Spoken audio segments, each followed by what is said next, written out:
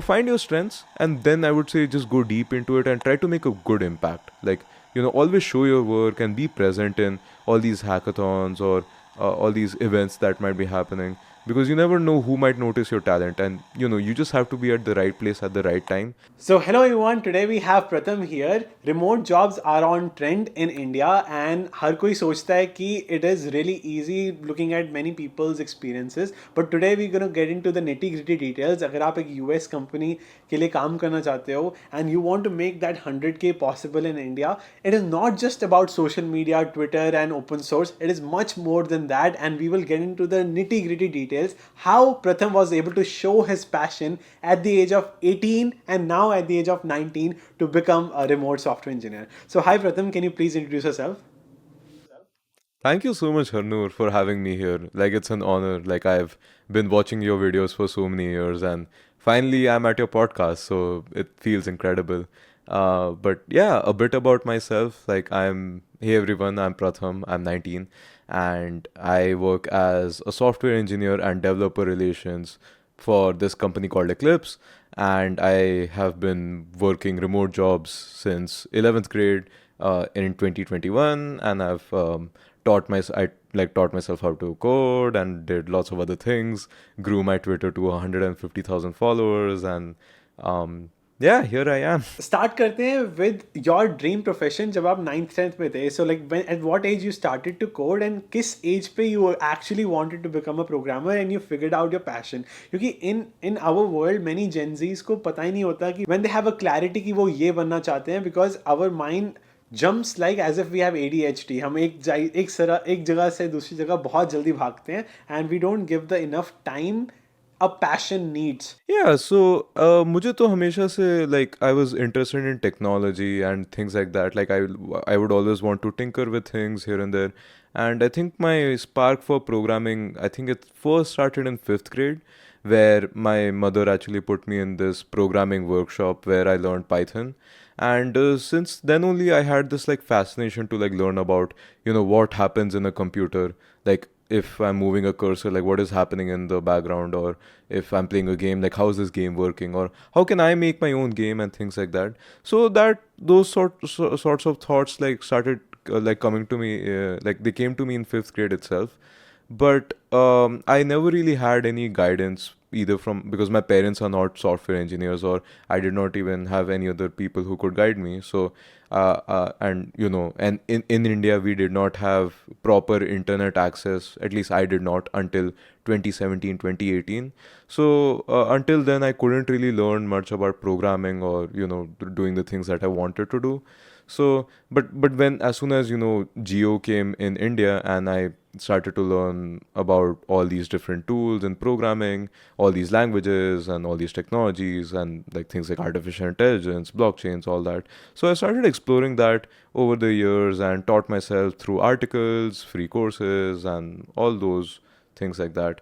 And when in 2020, when the coronavirus pandemic started, that's when I started like taking this even more seriously, because I had a lot more free time on my hands and I didn't have to go to school, so all that time was saved, and I used that to teach myself different things. And and at that time I also started to share whatever I was learning on my Twitter account, by like teaching what I had been learning in programming and and these other technologies. So that's sort of like the journey of how I taught myself to code, built my Twitter audience, and got these jobs, and now I'm doing all these things.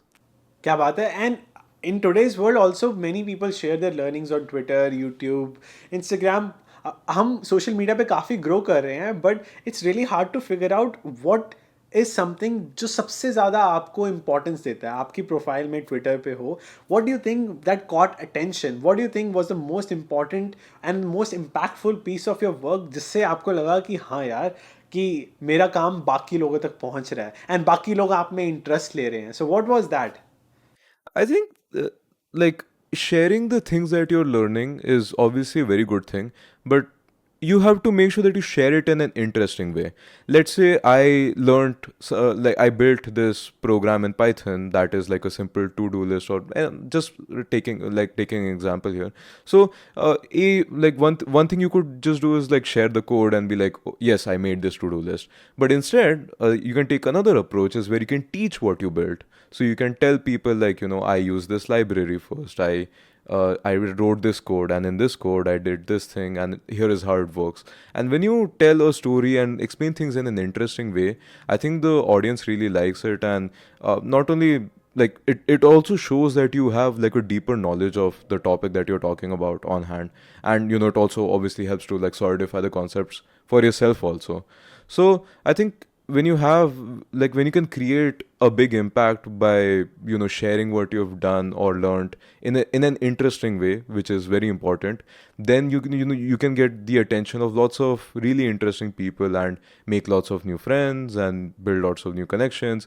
And I think that is what eventually led to me being connected to all these founders and so many different startups, like billion-dollar startups and whatnot. And that's how I think that impact by by sharing these things in an interesting way helped me get all these opportunities. So overall, it's more about storytelling, not about how big your work is. अगर आपकी storytelling लोगों को touch कर जाती है, that is more than enough, and that shows big impact as well. Now, in terms of your work, you have mainly worked on machine learning and web development, right? Yes, so I worked in Web3 and machine learning. Those are like two of my main interests. And आपको opportunities दोनों में मिली कि like you were biased toward one or the other. So what do you think your most passion was in? So I've gotten several opportunities in AI and Web3, both equally, I would say. Like I've written blog articles for AI companies, and I've also worked in Web3 for the last 2-3 years. So I've extensively worked in both of these fields. Can you elaborate on what opportunities you got in AI and machine learning? तो लोगों ने आपको reach out किया, they DM'd you on Twitter, and they just thought कि यार Pratham is the guy who has shown his work on Twitter. Let's reach out to him and hire him potentially. So AI and Web3 में मुझे दोनों fields में different different opportunities मिली थी, I would say. So AI में how it worked is that whenever I shared, if I built like an interest, if I built a neural network in AI or something like that, a lot of these AI companies, they notice that I have a large following in the AI community. So I think for AI mostly I got like sponsored posts and like writing content and like building articles for these companies. And I also happened to do like a small research internship for this other company where I explained some topics in artificial intelligence, and I received a grant for it from the Switzerland government. So those were like sort of the opportunities I got in AI. And as far as Web3 goes, I happened to connect with one of a very big founder in the Web3 community, and he was starting his own startup called Third Web. And since I had that connection, we just, when Third Web was starting in 2021, he reached out to me, and like we saw like a potential way for us to work together. So I was working as a developer relations engineer at Third Web. So I worked there for 4 or 5 months. But then eventually I had to leave that job because I had to focus on my studies, and I was still in 11th grade. So that was, I guess, like that got my foot into the door for Web3 for me. And then after that also I did some small projects here and there with my friends, for which I got like a $10,000 grant award, and I was just tinkering with things. And then in August of last year, I was selected for this like another program called Modular Fellows, which is by this other like Web3 and blockchain company called Celestia. So that is where I happened to meet again. I met even more founders in the Web3 and crypto space, and that's where I also happened to meet the founders of Eclipse, and they were like, they needed a software engineer, and I was one of the youngest, and like uh, I was one of the youngest and most interesting people, I guess, in that cohort that I worked for in 3 months. So that's how I eventually got to working at Eclipse. So that's like the story of how I got opportunities in AI and Web3. वो कहते हैं ना कि every effort counts, and जो हमारी tech industry, it's very much like stock market, it's subject to market risk and depends on what technologies are trending. During COVID, WebRTC was trending. Everyone wanted to integrate video chat. That was trending. In this era, currently Web3 is trending. So, based on what fields you put more time into, जो आप technology सीखते हो वो कहीं ना कहीं आपको return दे देती हैं. And how did you figure out कि ये technologies are trending, I should invest time into it? Was it just your passion और you were deciding based on trend? I think personally, I do things just because I find them interesting. But the thing is, I think ऐसा भी है कि the most uh, like the technologies that are like sort of the future and that will like impact us in a very big way, those have tend to have the best opportunities anyway. So it like kind of like intersects with my passion and my also like just having like a good career or whatever. So I like there are like three main fields that I'm really interested in. So artificial intelligence, machine learning, obviously, we're seeing all this research being done in large language models, at chat gpt, and even like generative ai with stable diffusion and all that. So that's obviously very exciting, and ai is like ai adoption is only going to get increased in the future. And then the second thing that I'm really interested in is blockchains and crypto. So I know that there are lots of like problems with the industry as it stands right now, and there's a long way to go before this technology is like really useful for the masses and everything. So, but I still there are lots of potential use cases that are coming up, and the technology actually has like really good values. So this like that's why I'm also very much interested in Web3 and crypto. And another thing that I'm interested in that not many people, I guess, know about is like processors and hardware, things like that. And the reason for that is it's just like a interest I've had since I was younger. So I was always curious about how a processor works and how a processor is architected and how you can write like assembly code for your processor or whatever. So, but yeah, these are like I think the like these are the three places where I see like immense amount of opportunities and like lots of impact that you can create in the future. Absolutely. This shows when your passion aligns with the trends in tech industry, beautiful things are made, and we can see one like right away. We can see one right now. And what is your learning flow? काफ़ी जो beginners होते हैं in programming, they learn through videos, and then later on we shift to just documentations and reading bunch of those. तो अगर आपको आज मैं एक नई technology दे देता हूँ, let's say Next.js or WebRTC, what will be your flow of learning a new technology right now? Yeah, that's a very good question. And quite frankly, when I was learning how to code, I struggled with this a lot because मेरे पास कोई guidance थी नहीं. ऐसे नहीं था कि मतलब parents ने आके बता दिया कि हाँ ये ऐसे मत करो ऐसे करो or whatever. So like when I was in 8th or 9th grade, मैं क्या करता था कि I would just take up this website and वहाँ पे बहुत सारे courses थे. So I just learned the syntax, like I just memorized the syntax of like lots of languages, and I thought this is how you learn programming. But that's not the case. ऐसे नहीं कि like you learn Java, Ruby, PHP, just learn Hello World and all of this and you'll be a good programmer. So I mean I made that mistake. So I think later on what I started doing more is that when I took a technology, I wanted to learn it with the motivation to build something out of it. So let's say you talked about WebRTC, so I would try to make like a Zoom clone if I was learning WebRTC. So what I would do is I would just go on Google and be like, how do I make a Zoom clone with WebRTC? And right now you even have ChatGPT, so you can even ask ChatGPT like how can you use WebRTC in JavaScript with sockets or some other technology, and then you will get a basic idea, a blueprint in your mind that okay, first I have to make a front end, and in that I have to use WebRTC so that I can send the video, stream the video from one place to another, and then then you can implement other features and you maybe a chat thing or something like that. So when you do like when you do this research, like you just have a blueprint and that really helps you. Then what I would want to do after that is just dive straight into the project and start writing code. Like in the start it will be a bit difficult, you will not understand the syntax maybe or something, but now you have chat gpt and google, you can just ask questions as you go, like how do I start a connection in WebRTC, or how do I create the front end. So, and you can get step by step guidance with ChatGPT and Google. So that's like the approach that I've taken to building projects and things like that. And I have learned so much more with this approach than just doing tutorials. Like obviously, I'm not saying tutorials are useless. Like you need to know it, like little bit of basics. Then only you can really start working on these projects. But I would say put less effort into tutorials and far more effort into just diving into a problem and like trying to solve it. Absolutely right. हमारा हम एक term use करते हैं in programming, MVP, minimum viable product.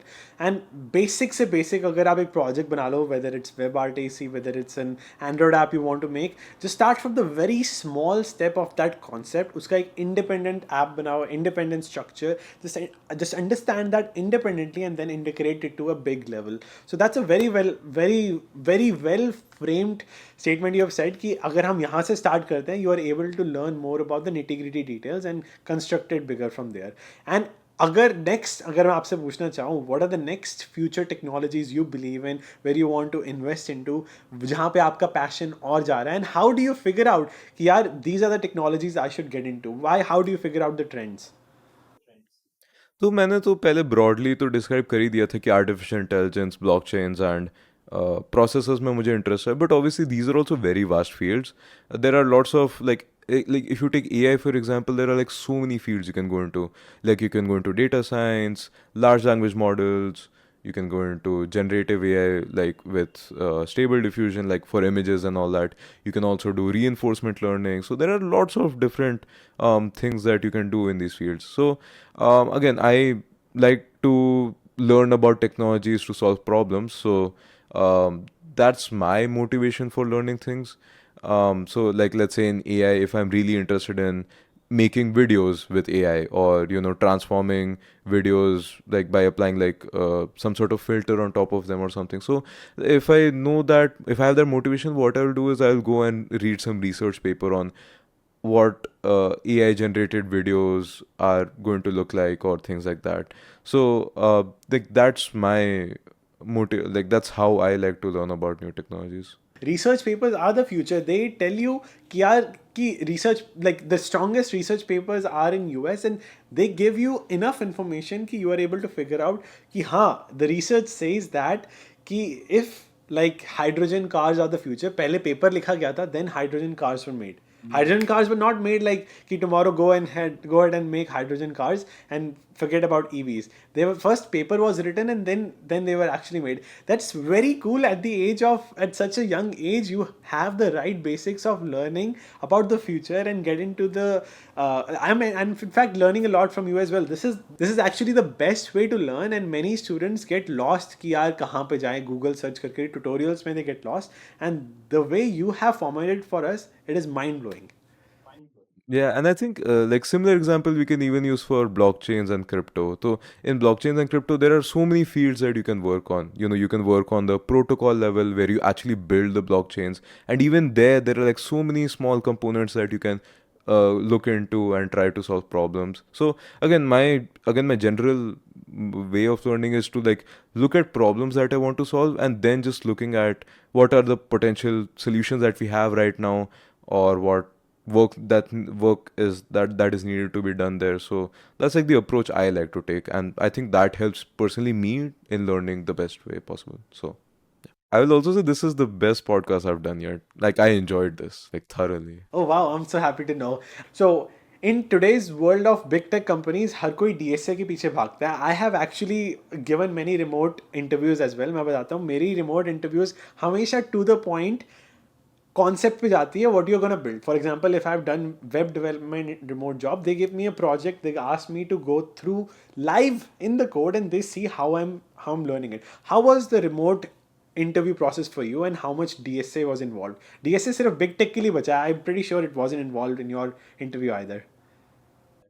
I think I definitely had a technical interview where I had to write some code and solve a problem. And I guess it was DSA, but I never formally, studied DSA, like studying linked lists, double linked lists, or hash maps or whatever.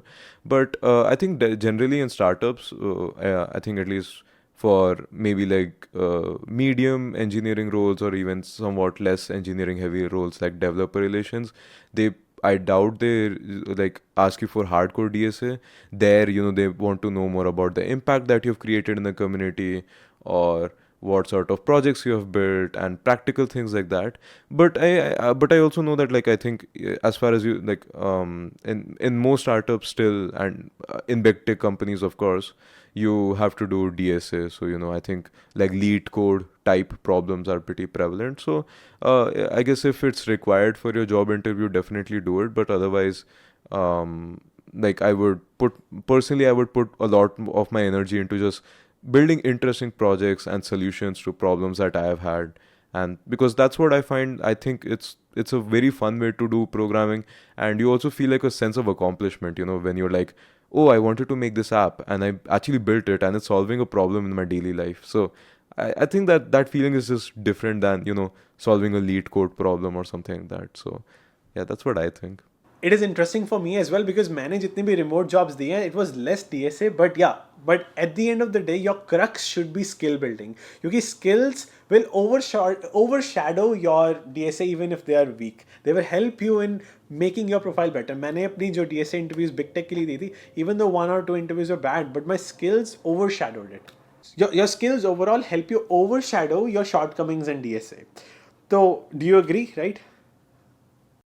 Yeah, I think definitely try. DSA is not insanely hard. Like, it's a skill that anyone can learn given enough time and effort. But best is to just do well in your DSA interview also and have skills also. So right now obviously it's a very competitive place, but like I would say, if I were to choose one, I would definitely like choose skills over DSA, because in the real job, I don't think you will be implementing a hash map by yourself by scratch. I mean, depends on the engineering role, but like most real world problems aren't that complex, if that makes sense.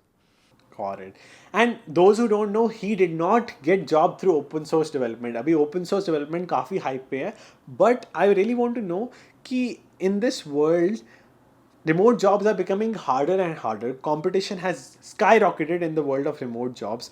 Do you think if you would start now, what will be the roadmap you will make for the students? And do you think you would go through the route of open source or not?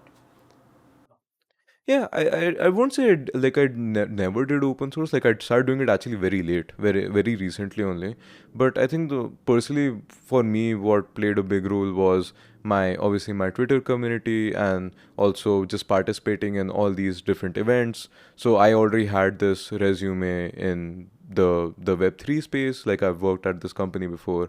I also was selected for this a 3-month program at a very prestigious competition. So like those things definitely help me. And I think everyone has to like evaluate their own strengths. Everyone is different. Like, some people are really good programmers, but they're not very much interested in the community aspect of things. But some people are good programmers and they also have a really good community. So you can also use that to your advantage. Or some people just want to do community work and very less engineering work. So I think first it's important to evaluate what you want to do, and then you have to figure out like what job will fit you the best. So if you're very much into programming, then go for a software engineering role. And if you're a bit more like balanced, you want to do more community work also, but you're also a really good engineer, you can do something like developer relations or developer advocacy. And if you just want to do something more along the lines of community building, then you have roles for that also. So first evaluate that, and then I would say just try to be very good at what you're trying to do. So like, and when you just try to play on your strengths and you even strengthen it even more, you can show like you will get opportunities on your own, is like at least in the friend circle that I've seen. Like, if people, like, I know people that have, if they're good at design, they've gone really deep into design and gotten lots of opportunities that way. And some people are like research oriented, they're working on AI models and all that, so they've gone deep into that, and they're working at really good companies. So find your strengths, and then I would say just go deep into it and try to make a good impact. Like, always show your work and be present in all these hackathons or all these events that might be happening, because you never know who might notice your talent. And you just have to be at the right place at the right time, like I was. And obviously there's a lot of luck involved in that, but if you try enough times, you can always keep increasing the probability that you will get noticed by someone and eventually get the job that you want. So that's my advice there. That's a very wonderful advice. सुन लो दोस्तों, open source is not a formula. No formula comes with a guarantee कि आपको job मिलेगी. Your priority should be skills and try to network. Try to network through open source development. Try to network on GitHub, a networking page, LinkedIn, hackathons. Try everything and work on your skills. कहीं ना कहीं, कभी ना कभी, किसी ना किसी तरीके से your skills will be visible to others, and you will somehow luck is also involved, your skills are also involved, and you will be proven to be a perfect candidate for a remote position. There is no perfect formula. हर कोई पूछता है, मुझे भी, मैं भी अभी बताऊं, अगर if I have to restart my remote job journey, I am remote in the US, I can tell you in the next few months I may not get one. There is no guarantee. No job comes with a guarantee कि अगर मैं आज restart करूँ शायद मुझे ना मिले. But if I keep trying hard, keep networking, कहीं ना कहीं, कभी ना कभी, I may get it. Do you agree? Yeah, absolutely. Like at some point, if you do enough work, आपकी visibility इतनी ज़्यादा है, the probability just keeps on increasing, and eventually it's less likely that you will never get a job. So just keep focusing on your strengths, build your skills, and be an active part of the community. ऐसे नहीं कि छुप के मतलब अंदर कहीं बैठे हुए हैं. Show I would say showcase yourself on the online space. That's very important also. Absolutely. जो दिखता है वो बिकता है. So just share on all your social medias as well. So thank you so much, Pratham. I in fact learned a lot from him. I hope this podcast help you out in getting started with your remote journey. And once again, if you are visible enough, you will somehow some other day. There's no guarantee कि एक महीने में मिलेगी, but somehow if you prove your skills and share it with the community, you will get as well. And don't forget to check out Pratham's Instagram and Twitter, and the links will be in description as well. Thank you so much, Harnoor. It's been an absolute honor being here. Pleasure as well. I learned a lot as well. Means a lot to me.